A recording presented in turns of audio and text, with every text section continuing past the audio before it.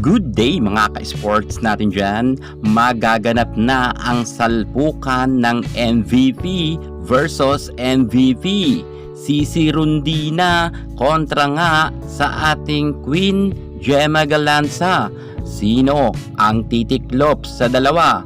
Dalawang MVP, dalawang magaling na balibulista, ngunit isa lang ang mananalo bukas.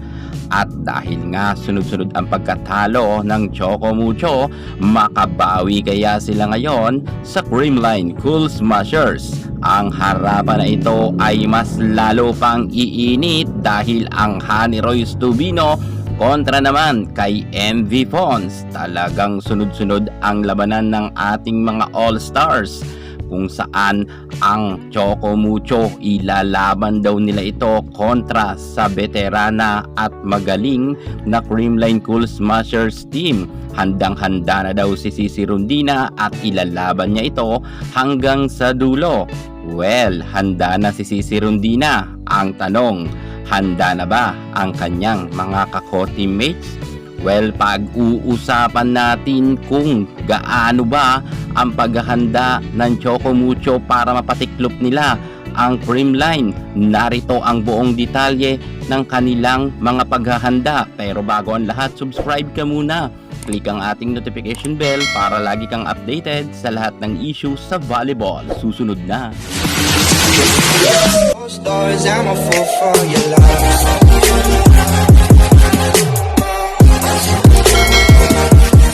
Choco Mucho dadaan sa matinding pagsubok at sa butas ng karayom bago nila matalo ang Creamline Cool Smashers, kung kaya puspusan ang kanilang paghahanda.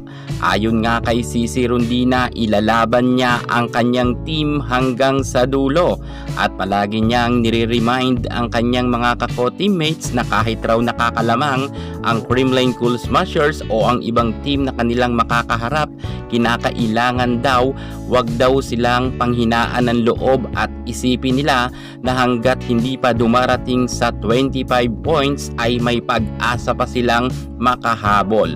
So dito pa lang ay talagang nag-a-adjust na rin sila dahil wala nga ang kanilang magaling na setter na si Dina Wong, kung saan noon nga ay nagkaroon sila ng silver medal at ang kanilang setter walang iba nga kundi si Boss D. Pero ngayon isa nga sa kanilang mga pinaghahandaan ang kanilang setter, ang pag-a-adjust nga nila.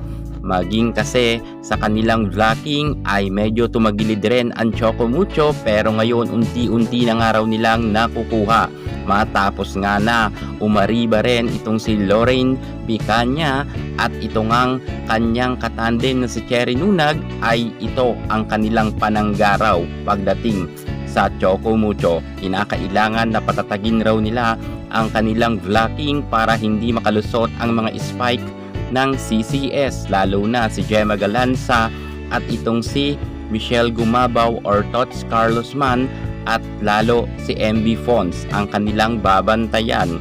Si Sisi Rondina ay magdodoble effort para nga manalo pagdating sa kanilang laban kontra sa Creamline Cool Smashers, dahil alam naman ni Sisi kung gaano kahirap makalaban ang CCS.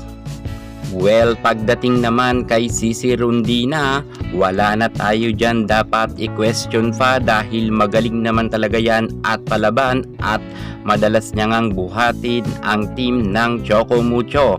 Ang tanong, sumabay kaya ang kanyang mga kako-teammates sa kanyang pag-angat? I hope na umangat rin si Manabat at si Catolintino at ang mga middle blocker ng Choco Mucho, at ang kanilang game plan I hope na mangyari upang mapigilan nga nila ang malalakas na spike ng Creamline. At kailangan naman talaga magdoble effort ng Choco Mucho. Tama lang ang kanilang gagawin kung ayaw nilang lamunin sila ng Creamline Cool Smashers sa galing. I hope na talagang gumana nga ang Choco Mucho game plan nila para mapatiklop ang koponan ng ating Queen Gemma Galanza.